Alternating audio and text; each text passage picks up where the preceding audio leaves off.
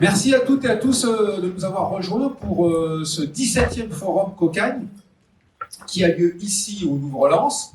Vous allez avoir tous les détails dans quelques instants. On va avoir 2 jours d'échange et de débat sur le thème de l'émancipation. Donc c'est un thème qui vous passionne et qui nous intéresse beaucoup aussi. Ça va commencer tout de suite, tout à l'heure en séance plénière.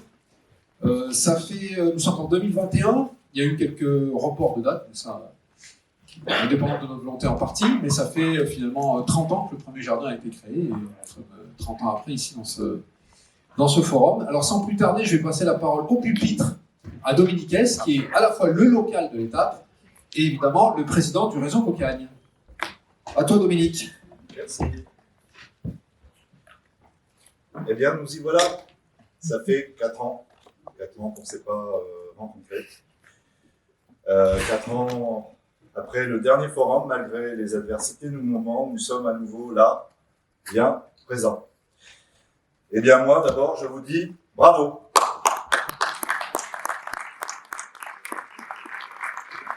Au nom de tous les skis, alors je sais qu'on a plusieurs jardins qui sont déjà présents, alors je vais essayer de ne pas en oublier. Donc, Villeneuve d'Ascq, Douai, si vous pouvez lever la main. Voilà, belle représentation. Dunkerque, donc, c'est les Hauts-de-Flandre. Voilà, vous êtes mis un peu partout dans la salle, c'est bien. Bapaume, je ne sais pas s'ils sont là, je n'ai pas vu les gens de Bapaume. Non. Ah si, quelqu'un de Bapaume là-bas. Très bien. Qui j'ai oublié encore? Alors, des nouveaux jardins qui vont nous rejoindre, les mines. Je ne sais pas s'il y en a d'autres que je n'ai pas vus, à la faveur de l'appel à manifestation d'intérêt. Voilà, bon, en tout cas, je vous félicite. Bravo d'être venu jusque dans le Nord pour cette rencontre. Alors, c'est un Cocagne debout que nous avons là. Un Cocagne debout qui assure ce qu'il fait depuis toujours, donner du travail, cultiver la terre et nourrir avec 5000 salariés en insertion et 600 de plus avec le plan de relance pour produire 6% du marché français de vente directe de fruits et légumes. Le saviez-vous ? Effectivement, représente déjà 6% de cette vente, ce qui nous a, nous tous, quand on l'a appris, étonnés.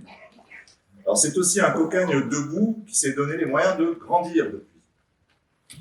Je vais citer quelques exemples. Bien sûr, avec l'AMI des nouveaux territoires Cocagne, 22 nouveaux adhérents projets. Alors tout à l'heure, il y a Noémine qui a levé la main. Je ne sais pas, comme les sélections se sont faites assez récemment, je ne suis pas tout à fait sûr que tout le monde ait pu se libérer, mais peut-être qu'il y a d'autres porteurs de projets. Voilà. Donc de où déjà? Sud de la Atlantique, c'est ça. Voilà. Il n'y en a pas d'autres? Oui. Irigny, près de Lyon. Irigny, près de Lyon. Le littoral avec Berthe. Super. Ah bah oui. Je ne voulais pas citer tout à l'heure. Roubaix. Voilà. Les porteurs de projets ch'tis sont là, c'est bien. Ok, bah voilà, je ne vous raconte pas des craponnières, comme on dit. Donc, 22 nouveaux projets vont nous rejoindre grâce effectivement à un appel à manifestation d'intérêt tout à fait extraordinaire à l'initiative de notre directeur national et de son équipe que nous remercions pour ce travail acharné à sélectionner, lancer cet appel à manifestation d'intérêt et sélectionner les projets. Alors, nous sommes aussi debout en construction de serre, qui est effectivement l'essentiel de notre appareil agricole. Debout pour grandir avec le plan de modernisation de l'appareil de production agricole et demain peut-être un projet qui me tient, pour ma part en tout cas, nous en débattrons particulièrement à cœur, sur le modèle des plans cités autour d'une idée de plan bâtiment, mais nous en reparlerons certainement si le CA valide cette idée qui m'est venue en tout cas à la rencontre de la plupart d'entre vous, dans les visites de jardin que je suis enclin de faire. Alors un Cocagne aussi debout qui se donne les moyens d'inventer pour favoriser l'installation, comme à Lorient, pour écologiser les pratiques agricoles et rendre de nouveaux services écologiques, pour l'émancipation alimentaire des personnes en difficulté d'autonomie avec les paniers solidaires, bien sûr, qui ont pris un grand essor et concernent, je pense, 60% d'entre nous, mais aussi les tiers-lieux nourriciers pour des territoires à vivre, inspirés des places à vivre d'ici que vous découvrirez ce soir, puisque nous nous y rendrons, et puis, bien évidemment, sans oublier les écopoles alimentaire, dont nous reparlerons cet après-midi, donc dans un temps dédié d'ateliers, qui sont nés aussi par chez nous. J'en profite pour saluer ceux qui ont emboîté le pas de Cocagne Haute-Garonne, que j'ai vu passer, Laurent, son équipe peut-être, je sais pas. Voilà. Merci. Un Cocagne aussi qui se donne les moyens d'interpeller pour un avenir durable, un avenir désirable, un avenir solidaire. Par des tribunes et un média capacitant au cœur de la crise, en lien avec nos amis d'Athémis, par des alliances confraternelles, je pense à celle qui s'est transformée en action avec les territoires à vivre, par un travail persévérant de défrichage du sens économique que nous voulons prendre et puis épandre avec l'Institut européen de l'économie de la fonctionnalité. Par le soutien à la bio, en lien avec la FNAM, et enfin, sans être sûr d'avoir été exhaustif, par le développement des cuisines nourricières, avec le mouvement éponyme. Un Cocagne toujours debout, enfin, qui se fait reconnaître par les institutions comme un laboratoire d'idées neuves et reconnu par ses pairs pour cette particularité très forte que nous avons su cultiver depuis l'invention, il y a plus de 30 ans, des paniers bio, locaux et solidaires à Chalzeul, près de Besançon, dirigés aujourd'hui par Laure Babot, que j'ai vu passer tout à l'heure, voilà, et qui compte encore le seul contemporain de l'époque, Didier. Didier Besançon, il est où? Ah, voilà, le voilà. Eh bien, Didier, tu es notre doyen, ici présent, et au nom de tout Cocagne.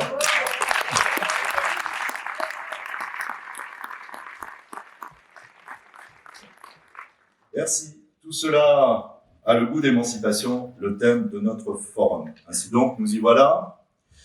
Permettez-moi de remercier d'emblée celles et ceux qui ont rendu cette rencontre enfin possible. J'aimerais d'abord remercier Marie Lavandier, conservatrice du Louvre-Lens, et son équipe qui nous ouvre ses portes et nous met à disposition ces salles gracieusement.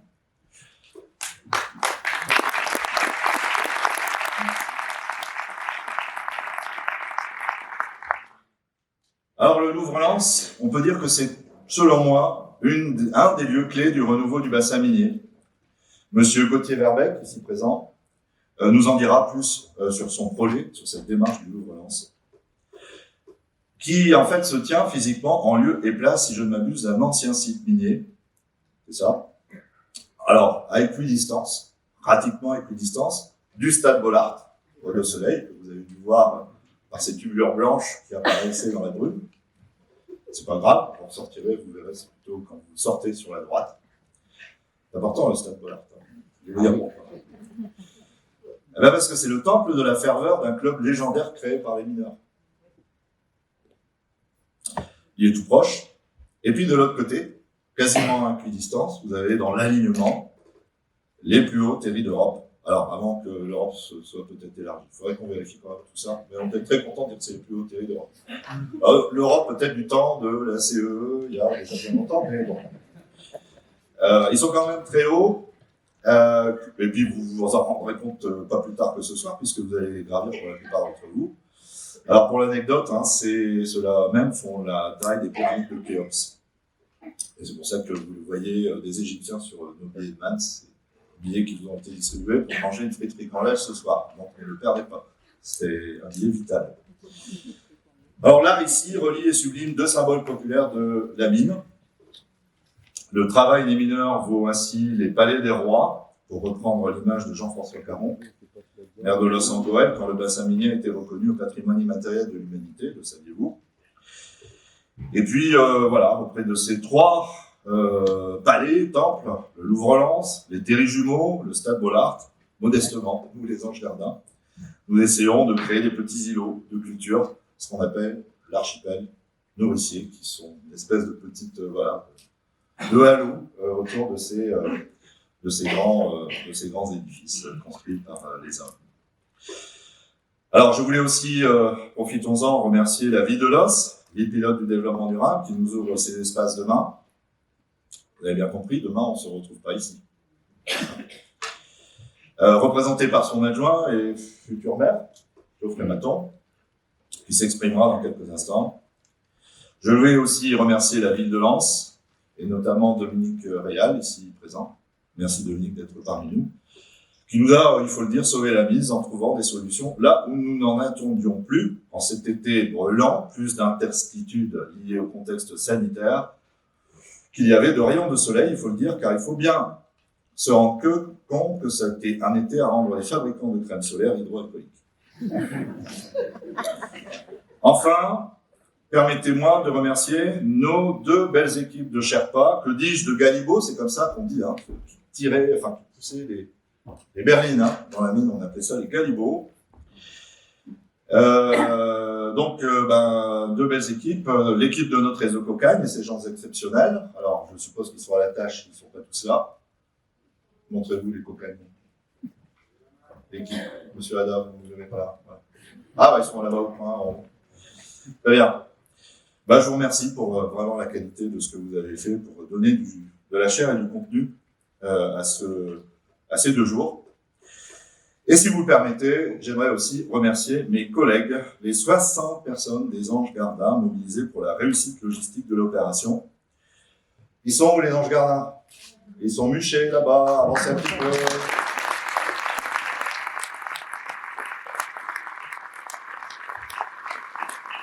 Voilà. Merci. Alors, si vous vous retournez, vous voyez le verso. Voilà. Comme ça, vous les reconnaîtrez. Vous les reconnaîtrez bien sûr à leurs ailes dans le dos, et Dieu sait que les ailes ont battu pour qu'elles battront très fort pendant ces 2 jours aux côtés de l'équipe Cocagne pour assurer la logistique de l'événement. Merci encore. Alors nous sommes là pourquoi? Bien sûr pour nous retrouver entre entités Cocagne, nous sommes là pour l'art aussi, pour inventer de nouveaux arts de vivre ensemble dans la compagnie des adversités. Vous l'avez compris, si nous sommes réunis ici au cœur du bassin minier, ça ne tient pas de ce point de vue-là tout à fait du hasard. Car ici, pour autant que je ne prenne en compte que le témoignage des générations qu'il m'a été donné de rencontrer, tout n'a été qu'adversité. Vous n'êtes pas, chers amis, j'en suis sûr, de ces mauvais esprits qui pensent au Nord comme l'un des pays d'adversité climatique. Je pense bien sûr à une adversité beaucoup plus grave, celle faite aux femmes et aux hommes par les hommes eux-mêmes. D'abord, la gigantesque machine à broyer les hommes qu'est la mine. 1000 morts à Courrières en 1906, juste à côté d'ici. Une cinquantaine, je pense, en 74, si ma mémoire est bonne, à Liévin, encore plus près d'ici, à quelques centaines de mètres. Des centaines de milliers de forçats du travail pendant 2 siècles. Des milliers ou des centaines de milliers de victimes de la silicose. Pour créer des galeries, plusieurs fois le tour du monde, juste en dessous de nous. Pour en extraire la houille et tout le reste, mis au terrible, que vous gravirez pour vous rendre compte par vous-même. Oui, les mineurs étaient fiers. C'étaient même des héros, juste après la Seconde Guerre. On leur a demandé de gagner la guerre du charbon. La guerre du charbon. Il y a chez les dominants toujours une guerre d'avance pour faire avancer les troupes. On n'a jamais manqué de matière injectée pour enrichir les autres. Les mineurs étaient des bêtes de somme totalement exploitées. Et non content de les exploiter, on les a paternalisés, mis en dépendance, puis laissés tomber quand la mine a fermé. Avec les Marocains, on s'est donné encore moins de peine en leur refusant les avantages qu'ils avaient quand même au statut du mineur. Ce qu'ils ont dû d'ailleurs réussir à obtenir à la fin, je pense, à l'issue de grèves importantes. Donc la mine, patrimoine immatériel de l'humanité, certes, de la douleur et de l'épreuve démesurée d'une exploitation de l'homme. Et puis ici, il y a eu aussi les guerres. Les vraies, sur la côte 70, à Los Angeles, en 10 jours, plus de 9000 soldats canadiens tués. Je ne sais pas si vous vous rendez compte. 10 jours, 9000 Canadiens tués. Il n'y avait pas que des Canadiens, il y avait des gens en face. Les Canadiens ont gagné. Combien d'Allemands tués, on ne sait pas bien. En tout cas, moi, je n'ai pas trouvé. Tout ce qu'on sait, c'est qu'on parle de 25 000 tués ou blessés de leur côté. On verra, en tout cas, les 3000 tombes canadiennes du site de l'archipel. On a vu, ces tombes canadiennes du site de l'archipel visitées hier. Quand vous prendrez de la hauteur ce soir, en gravissant les terris, vous verrez sûrement l'immense monument aux morts au milieu des pins canadiens qui domine la plaine de la Goëlle. c'est un Verdun, en un peu plus petit. Des scènes de fraternisation entre les dominés des deux côtés, dans de telles boucheries, il n'y a que des perdants. Ici aussi, il y en a eu, elles ont été réprimées, comme a été réprimée par les Allemands la grève de 80% des mineurs pendant la Deuxième Guerre. Aujourd'hui, nous vivons de nouvelles formes d'aliénation, générées par le chômage, ici sur notre territoire, et ainsi de nouvelles formes de paupérisation de l'esprit, si bien utilisées par les cerveaux manœuvriers. Esprit qu'il nous faut aussi combattre en vivant ensemble autrement pour faire face aux adversités futures. Ne pas attendre que les orages passent, ne pas attendre que la vie passe sous tous les parapluies brandis pour protéger les uns des autres, mais apprendre à danser les uns avec les autres sous la pluie. C'est ce que nous allons faire pendant ces 2 jours dédiés à l'émancipation des femmes, des hommes, de nos projets, dans tous leurs états. Je vous souhaite un bon vent.